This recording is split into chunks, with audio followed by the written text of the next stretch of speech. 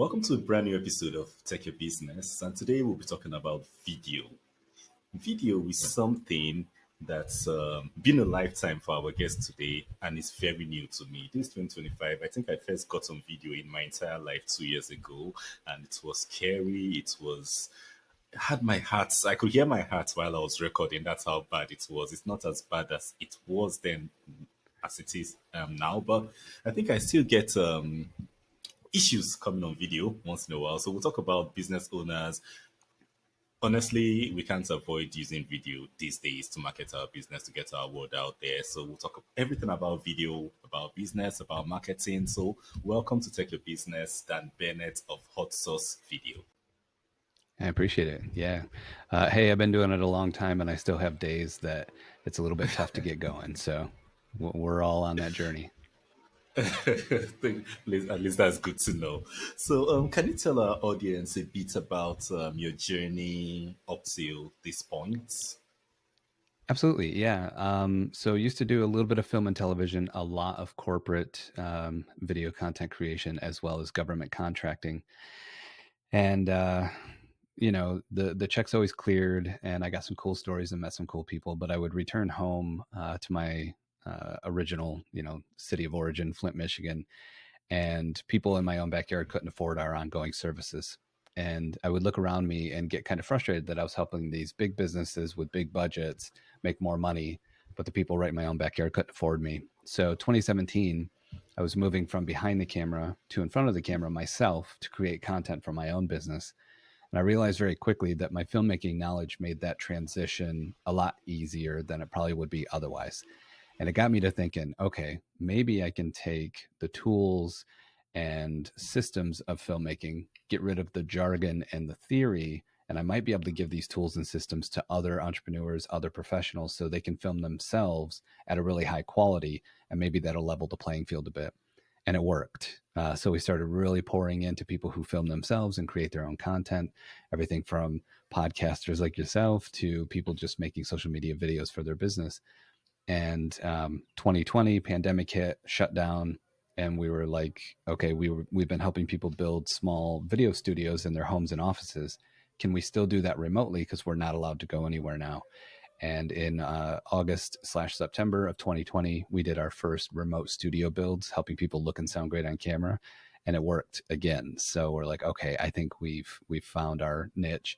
And for the first time in my career, I felt like I was ahead of the curve a little bit. So I went from helping, big businesses make more money that they probably don't need, to being able to help people really leverage video to grow their own businesses. And of course, then their revenue. Then I started sleeping a little bit easier. The work became very fulfilling. And that's what I've been doing ever since.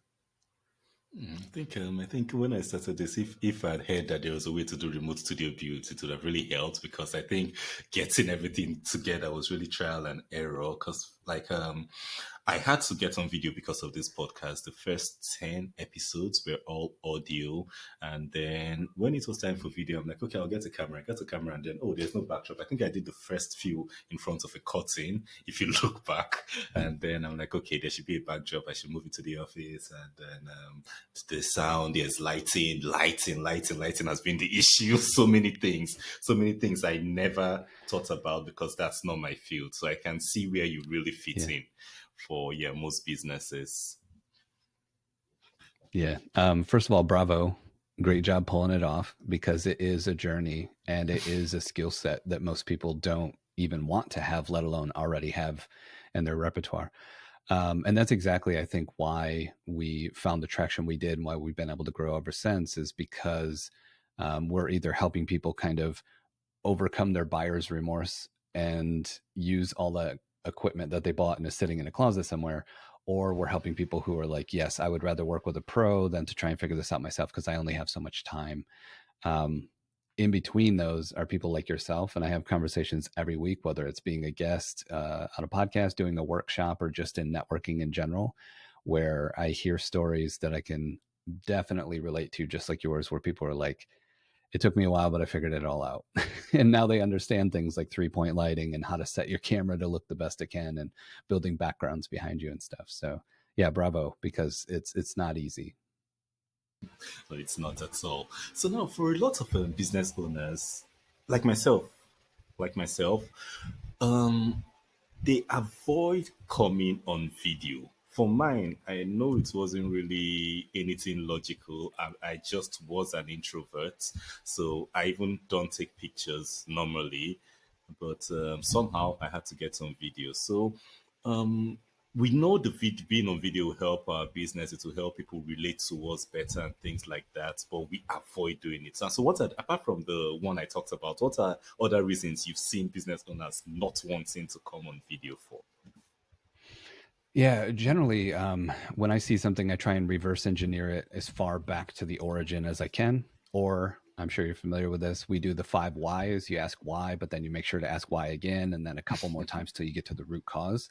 And to be very honest, two things always pop up when we do the 5 whys on any pain point of creating video for yourself. And one is a lack of strategy, which is something that we help people with. And it really is important because when you have a strategy and a system in place, just like any other system in business, you can rely on it. You can make it better over time, and it helps you get the final job done. The big overarching umbrella that kind of covers almost everything is fear. And fear is a big component in life in general.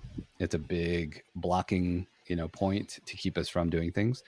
But fear is also respectable, and it keeps us from harming ourselves. And it kept cavemen from getting eaten by the saber-tooth tiger because they knew it was over in that bush over there.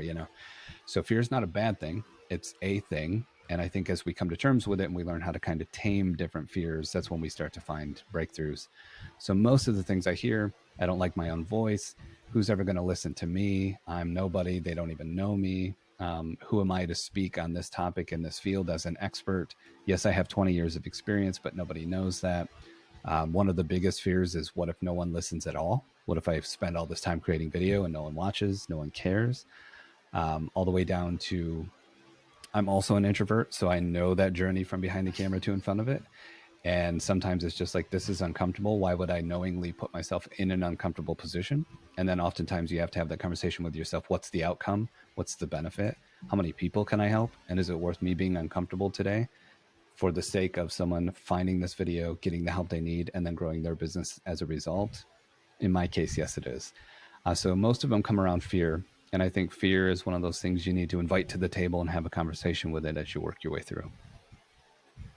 Okay, so now I think going from that, let's talk about what are some benefits you've seen, especially with business owners you've worked on, getting on video and getting themselves out there. What are some benefits you've seen so that at least you can encourage some people to try it out too?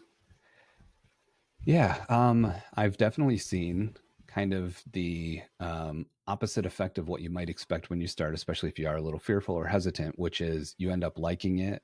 You find a new audience. You're able to share your ideas and expertise a lot more quickly and a lot more in depth. And sometimes it surprises people how well video does for them because it was always this thing they didn't want to really mess with too much.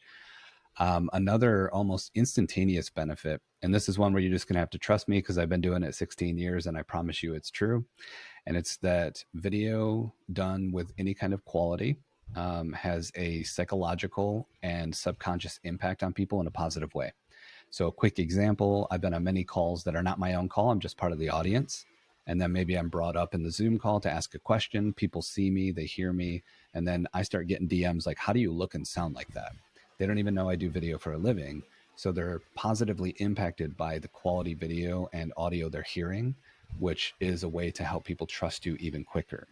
And then going into that know, like, and trust thing that we're all familiar with, if someone can watch a string of videos, especially if they're tied together with a strategy and it makes sense as someone goes through the journey of watching your content over time, and then they meet you in real life, whether that's on a sales call, a strategy call, maybe at a local coffee shop if you live in the same area, and you are the way you were on video, it locks in that trust that you built with video. So that's just some of the benefits that comes right off the bat. And then as far as content and distribution, a couple quick ones. One, we shouldn't chase this, but virality can happen. So we can always be ready for it. And that's a benefit that you can't always plan, but if you're ready for it, you can take advantage of. And the second is we often have our clientele, even if they're not interested in being quote unquote YouTubers, build on YouTube if we're creating content anyway, because that's a platform that is very evergreen. And there's not a week that goes by that we and my company don't receive a comment on a YouTube video. that says something to the effect of, um, this was perfect timing. I had this problem. You helped me solve it. Thank you so much. High five. And that video is a year and a half old. And it's like one of the only platforms in existence where something that is a year and a half old can be brand new to someone, because most social media, they'd have to scroll back 18 months to see what you were saying a year and a half ago. But on YouTube, they can Yeah. see it today and it can solve their problem in an instant. So that's kind of a high level of some of the benefits and some of the things you can see when you're brave enough to put your face on the camera. Yeah, I think it takes a lot of bravery. It Yeah. does. Yeah, so I think the next question I think anyone will ask after maybe being convinced about the benefits of getting on video would be getting started. Because, like I mentioned, I had to figure out, this thing where they say you solve one problem and it creates another Yeah. problem for you. Can Yeah, of so worms. yeah. So first of all, I started with my webcam. I didn't even try that out. It was horrible. Started I tried with my phone, but I didn't want to use two different things. Then I think I got another. I'm using a webcam currently. Then we got up to the mic. I started with a cheap USB mic. I thought I was saving money, and it was horrible because I needed to edit so much on that. So I'm now using a dynamic mic, and that's been perfect. Then lighting too. I think lighting has been back and forth because the lighting somewhat affects my eyes. So I had the big lights. I got rid of that. I have a smaller light in front of me now. So now, for someone else who wants to get started and they don't want to go through all that figuring out and buying unnecessary things that will end up in the drawer like mine, Yeah. to get started with video, what would you say this? What's the minimum they would need to get started coming on video? Yeah, we can just clip everything you just mentioned and tell your audience, please listen to everything you just mentioned. You've obviously been through the journey, you know a lot. And I don't get fancy with my stuff, even though I'm a filmmaker, I've been doing it a long time. I try and keep it really, really basic. So, the first thing, if you got a small budget and you're tackling something and you can only get one piece of equipment, and this surprises people that hire us a lot because they're like, why are we starting here? And that's audio. You mentioned a dynamic microphone. Absolutely perfect. That's what I'm using right now. It's on a little arm. I can swing it out of the way when I'm not using it. It's just USB plugged into my computer, so I don't have an interface or knobs. I don't have to be a sound engineer to use it.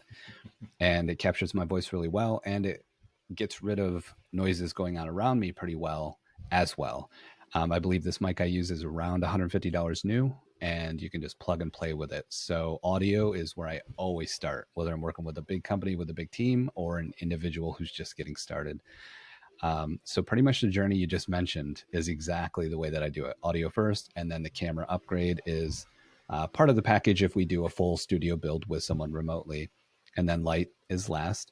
And one of the big components, which you've also done a very good job of, and I'm not just saying it, like bravo, going from zero to where you're at, is your background. I can tell you're in kind of a creative office type environment. I see some artwork. It doesn't matter if I can tell what it is. I just know that you care about what is up on your wall. I see some vegetation, which is always a nice look. I see maybe like a little sign with a call out on it, which is very creative and entrepreneurial. So not that you have to have specific things in your background, but you've taken care to make sure that there are things there and that they represent you and your business at least to some degree. And I think that's kind of the final touch. So when we do Hasa Studio builds with people, those are all the exact things that we do. The benefit is that we tell you what to do as opposed to you had to go and learn all the things and trial and error and go through and do all the things, which again, bravo for getting to where you're at.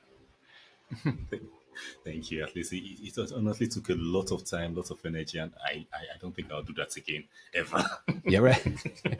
Yeah, and it's a very frustrating thing too, and I acknowledge that. I have some of the best equipment, and I've been doing it forever. I got all the knowledge and expertise, and I still have days where I'm frustrated. So it's okay to just want to throw it all out the window sometimes. Because I always say the same thing. It's kind of cliche, but like creating really great video content is simple. Asterisk. And when you go down to the bottom of the page, the asterisk says, I didn't say it was easy. I said it was simple, especially if you have a plan in place. So actually creating video is not a complex process. Learning how to create great video is difficult for sure. Okay. So I think one other thing Okay, we've gotten the benefits, we've gotten the equipment. One other thing people deal with is they get the equipment, they're ready, but they're not really confident in front of the camera. Yeah, they can have a conversation with someone and you're confident and you're happy and you're okay, but you get in front of the camera and you're fidgeting, you're overthinking, you're adjusting yourself, thinking about your background and things. So, how do you suggest entrepreneurs deal with that? Because I had to deal with that a lot, honestly. Yeah, yeah. And so do I to some degree still. So I want to keep sharing that even as a professional, I still have my days that are difficult. We've built a lot of tools. All of them are free. If anyone listening ever wants to get in contact with us, we'll share anything that we've ever built for free. And some of those tools just deal with the way that you approach getting on camera. So we even have like a small little email course, a 5 email course called The Psychology of Camera Confidence, and it taps into some of the things that we've seen a lot of science and data behind, like how professional athletes envision when they're getting ready to run. They see the whole race, they can tell what they need to do, and they kind of prepare that way. To just grounding yourself, just touching the floor, touching your desk. I'm here, I'm going to share valuable information, it might help someone. Breath work, just simple breath work, just trying to kind of calm your nervous system before you hit record. Another thing I like to tell people is to give yourself permission to take time. So hit record, but don't start talking. It's okay that the camera's just recording. You can take some deep breaths. You can do your grounding, your breath work, your visualizations on camera. Who cares? No one needs to see it. And then when you're ready, go. Because there's something about getting ready and then hitting record and going right away that's kind of anxiety inducing. So I hit record, and the first 2 to 5 minutes of anything you ever saw from me would just be me milling about, taking a drink, breathing, getting ready, and really trying to kind of calm down a bit and focus on the work that I'm getting ready to do. Another thing is once you have created something, giving yourself permission that you don't have to release it. The public does not have to see this video. And then also giving instruction and tools around how to watch back and how to get better over time. And one of those is the see no evil, hear no evil, speak no evil. So if you can imagine like the little emoji monkeys covering their eyes and ears and mouth, the way that we use that is you film yourself, super simplistic, just a smartphone selfie, 1 minute video on any topic that you know a lot about, doesn't matter what it is. And then you turn the sound off and you watch it, and that's see no evil. We just want to see, how do we move? How are our gestures? Does it seem like we're having a conversation, or does it seem stiff and robotic? And just make mental notes of that. We're not here to judge, we're just here to collect data. Now we turn the phone away from us, but turn the volume up, and we're just listening. We're not watching. How's your cadence? How's your breath work? Do you use a lot of filler words? Do you take time to pause or maybe talk a little bit more quiet if it's really important? And how does that kind of pacing work? Does it sound like something you'd want to stick around and listen to? And then you flip it back around, full volume and visuals, and now watch it as a whole. Could I have taken a beat there? Am I looking at the lens? And again, all these things are not to judge yourself, it's to critique towards greatness over time. And we never arrive. So it's always critiquing over time. So see no evil, hear no evil, speak no evil is a fun little exercise we do with people all the time. And all of the things I just mentioned, every single one of them kind of falls under this umbrella of getting reps in. And it's cliche, but it's true. The more videos you make, even if the public never sees them, the better you get over time. And then the last little bit I like to share with people is the frequency illusion. So oftentimes you'll buy a car and then you'll start seeing that car and that color car everywhere. And it's because your brain is now very familiar with the fact and it's kind of keeping a lookout for your car. And so if you just start thinking about storytelling, just in general, storytelling is important. I want to tell better stories in my videos. I don't even know what that means, but I know that I tell stories in real life. So I think that's a great way to communicate. You're just thinking of story. Your brain starts to do the frequency illusion, just like when you buy a red Dodge Caravan, you start seeing red minivans everywhere. You'll start to see story in places you didn't recognize it before, and you'll start to become a better storyteller. Now, this won't solve all your problems or make you a master storyteller, but you will get better over time. And when you tell great stories on camera, it becomes way more conversational, just like what we're doing right now. And how you said this is easy because we're just chatting with each other. Yeah. You can become more conversational when it's just you and a camera, when you start to tell great stories. I think I like those points. Calm down after hitting record because I think I get a lot Yeah.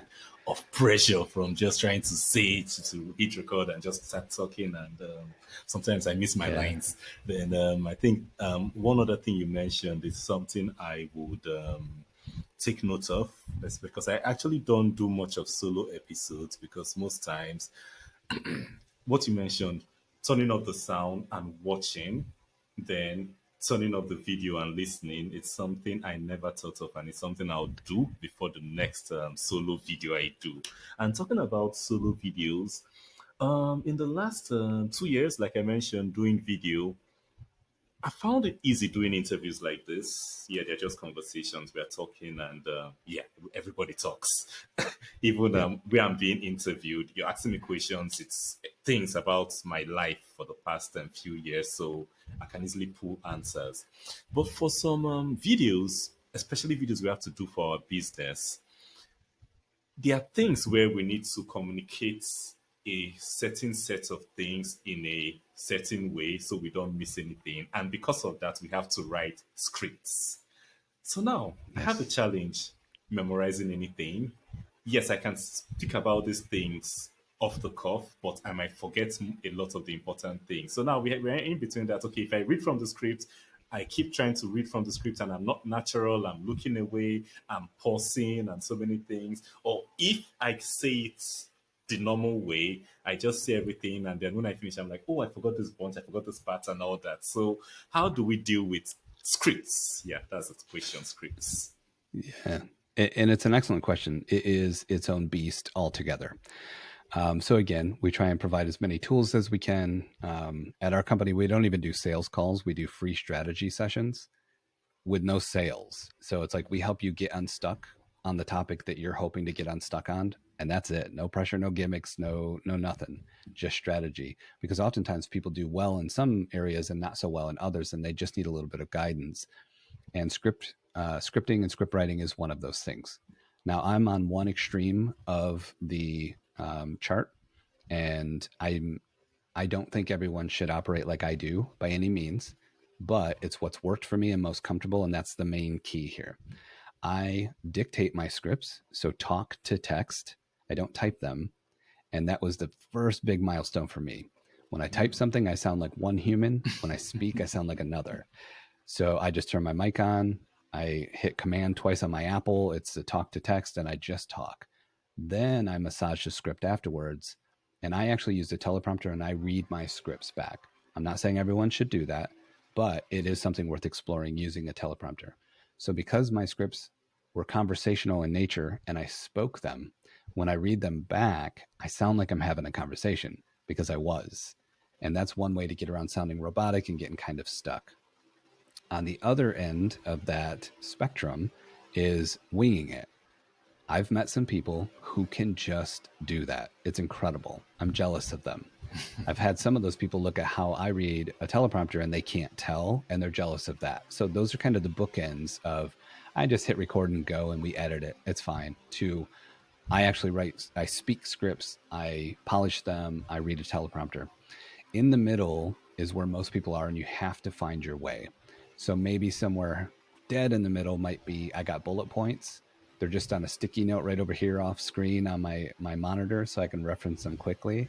And they're just topics. It just keeps me on course to talk about that topic for a minute or two, go to the next topic, talk for a minute or two, go to the next topic.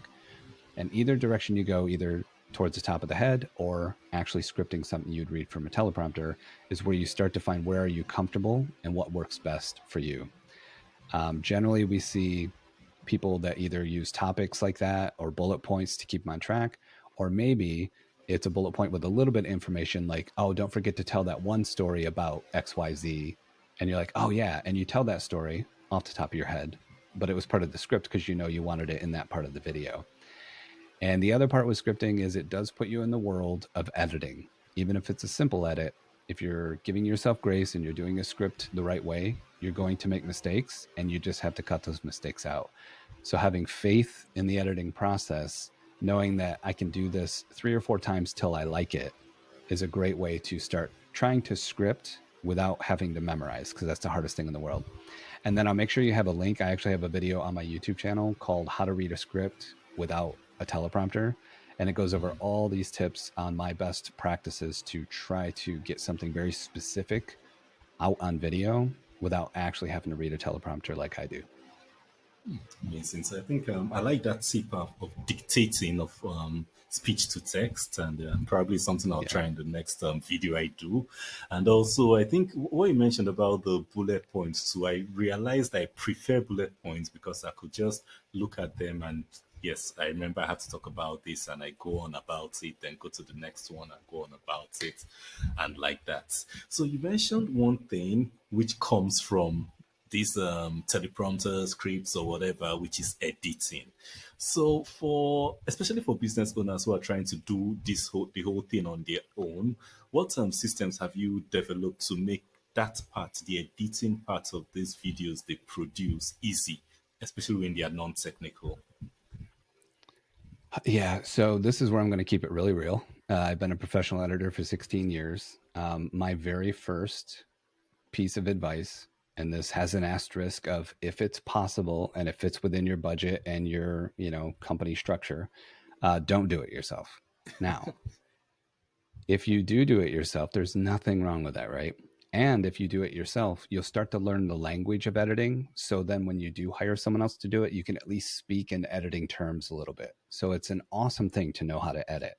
But if you don't have to do it, absolutely don't do it, because that becomes a bottleneck for so many people and they end up with all these videos in a folder that never get distributed because the editing, you look at it and you're like, oh, that's going to take me hours. And it's so painful.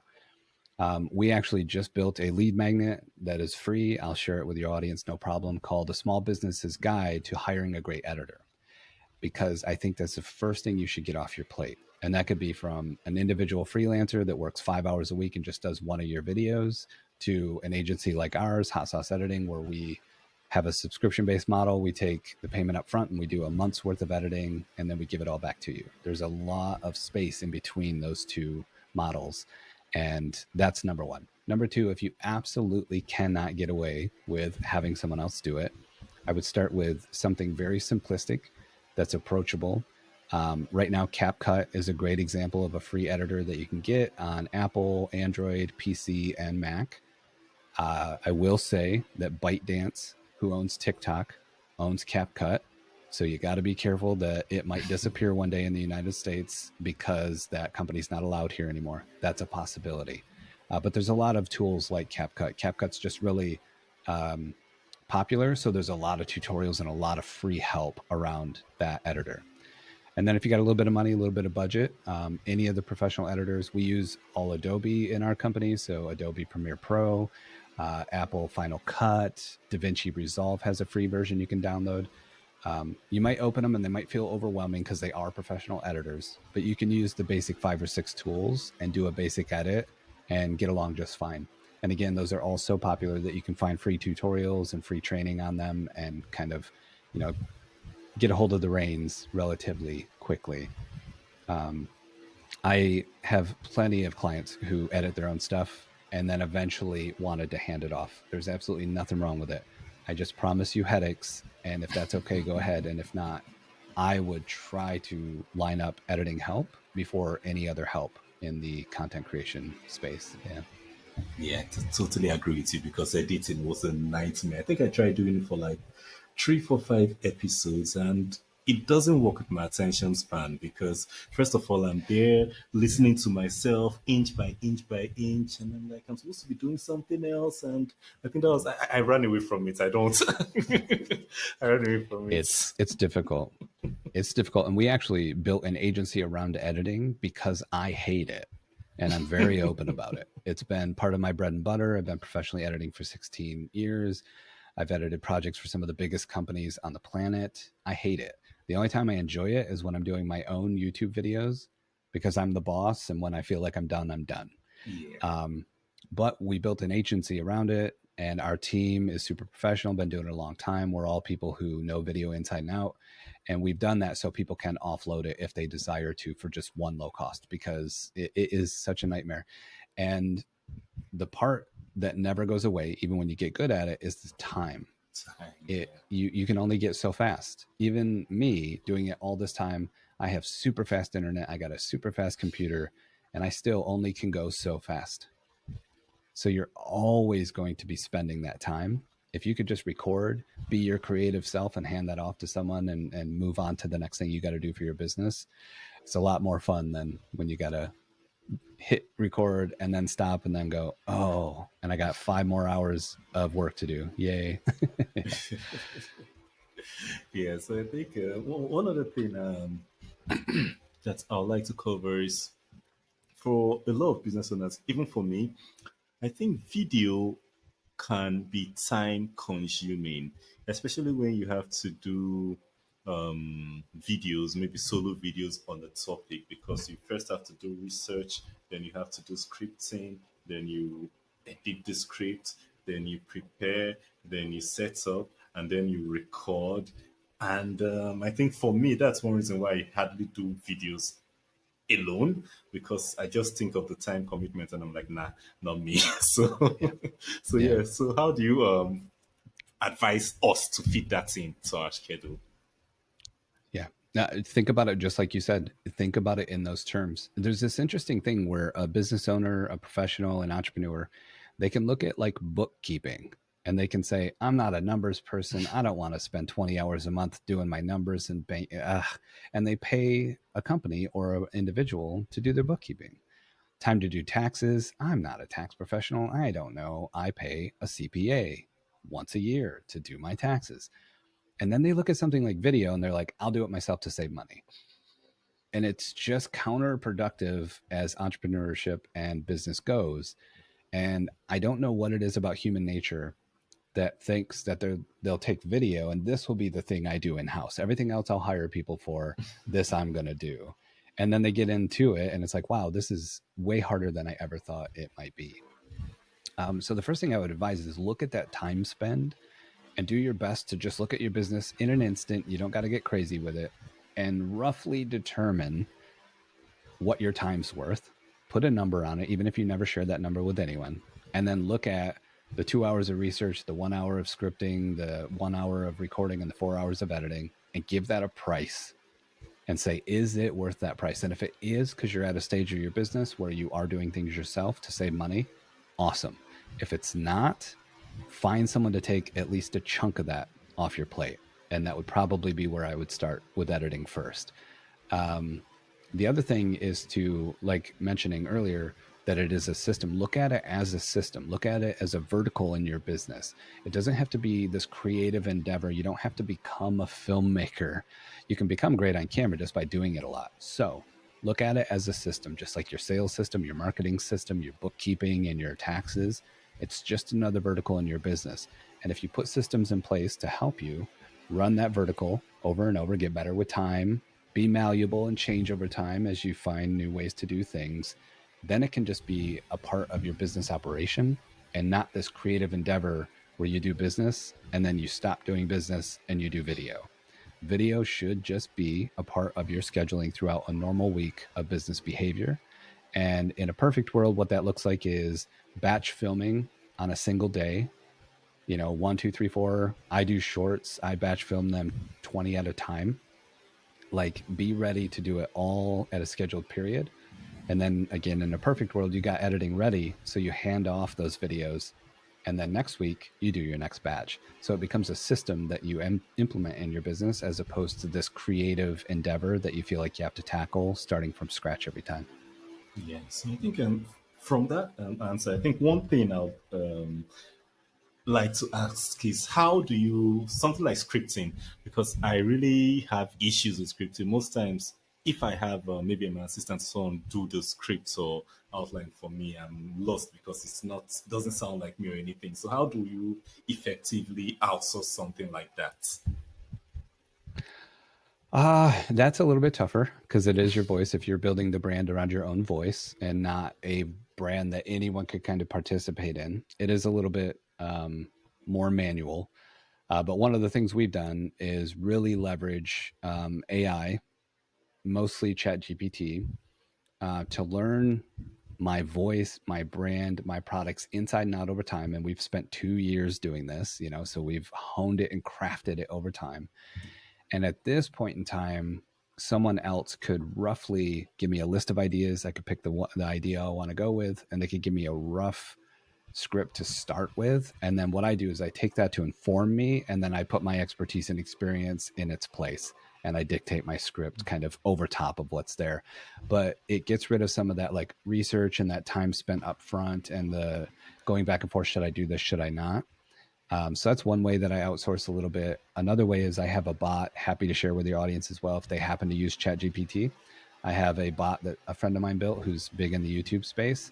And you take your script and you run it through the bot, and it just gives you ways to make your script better, gives suggestions. You can have it implement those changes if you want. And you just like kind of bolster your script a little bit just by running it through a bot that's only built to make scripts better. So there's little ways like that too that you can put little touches on things that are quote unquote kind of outsourced. But if it really needs to be your voice, if no one else knows what you know, you do have to spend the time in script writing and then hopefully outsource some of the other components that are more streamlined as you go. But that's a tough one, and it's different for everyone. Yeah. So you might try and outsource scripting and be like, no, this is terrible. Another thing you could do is, like I said, like dictate a talk to text a rough version that's not segmented, it's not frameworked or anything, it's just there, and then hand that off and let someone polish and refine and all that kind of stuff. It's a way to get all your thoughts out of your head creatively without worrying about, wow, was the intro good? Or then there's the call to action, and is that in the right place? You can just talk and then refine afterwards.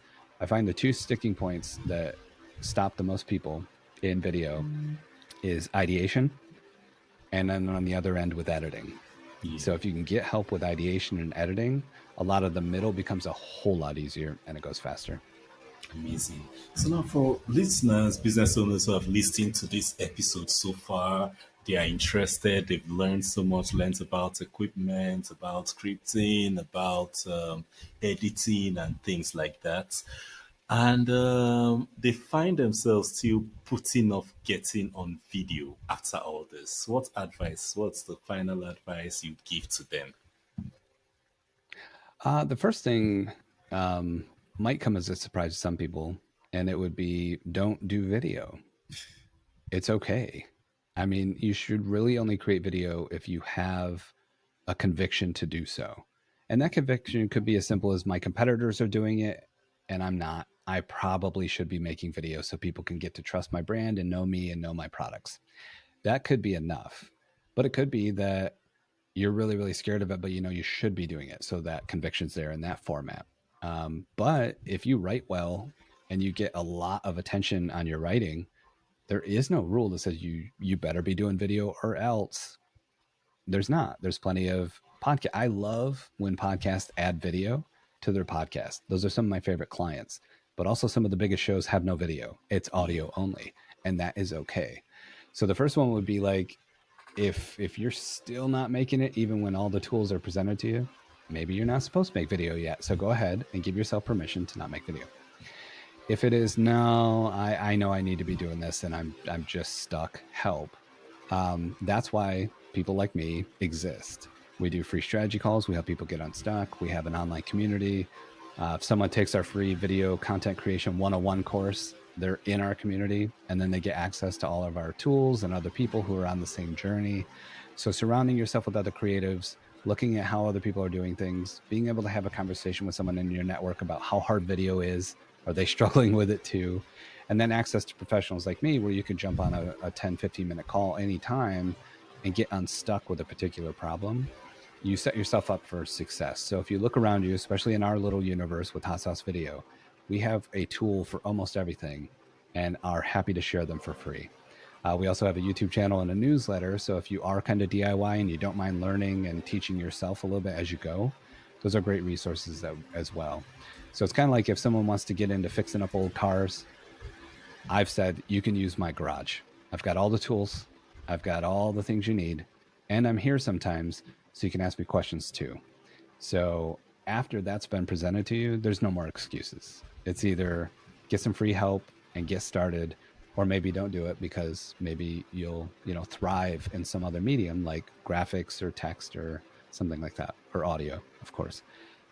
So yeah, I try and keep it simple. Um, when we work with people directly, we find out individually what holds them back. But as a whole, it's generally getting started. That's the hardest part. And I often tell people when I do workshops and stuff, I have a big slide that has the work that I help people do in a pie chart. And it's got 4 pieces. 3 pieces are 5% each. And the last big fourth piece is 85%. And they break down as following: 5% is technical. So it's the equipment, it's the software. It's a learning curve, but it's only 5% of the overall work. 5% is strategy, which we've talked about a little bit today, and we help people with that as well. It's a big part of it, but it should only be 5% of the work we're doing. The next 5% is distribution. Where's the video going to go? Where's it going to live? What platform? Are we playing by the rules of that platform? And are we getting the most we can out of putting our videos there? And then the big last piece, I make it as big as I can on the slide when I do a presentation. 85% of the work I do week in and week out is convincing entrepreneurs and professionals to give themselves permission to be great on camera. Because most of the time, what's stopping us is ourselves. Exactly. Exactly. I think we are most times the biggest battle we have to fight, and I've seen that over and over and over and over again. So you've you've mentioned so many things today. You've mentioned your YouTube channels, the different tools, the different lead magnets, different resources. You mentioned the bot that can improve your scripts, your community, and so many other things. And I'm sure anyone listening wants to know how to get a hold of all this. So what's the best way for them to do that? Yeah, so I tried to make it easy. I bought a domain name years and years ago when I started being a guest on podcasts. And my name is Dan. So the link is danhaslinks.com. And it's just a stack of buttons where you can find me everywhere I'm at online. So I try and keep it real simple. And if someone's driving and they can't write it down, maybe I'll get lucky and they'll remember danhaslinks.com, and they'll be able to find me anywhere. And then, like I said, we don't do sales calls, we do strategy calls. So you can book a free strategy call. You can DM me on any platform we're on, ask for a strategy call. Um, and then bring all your toughest questions. And usually that's enough to get someone kind of unstuck and rolling when they can just ask a professional without any pressure. Hey, what about this, this, and that? What about these are my goals for video? Can I reach those? Just whatever you have, bring it to one of those calls. And that's a great way to just kind of get the motor running. Okay, so I think that makes it very simple. danhaslinks.com. It's going to be in the show notes. It's going to be on the screen for those watching on video. And I've enjoyed this so much. I've learned so much, and I hope anyone listening has or watching has done the same too. So thank you so much, Dan, for sharing today, for coming on today. Oh, thank you for having me. This is fun. Thank you. And for the listeners, I hope you learned as much as I did, or maybe even more. If you know anyone who is struggling with video or who this would help, share this with them. If not, till next week, don't forget to keep taking your business. Bye for now.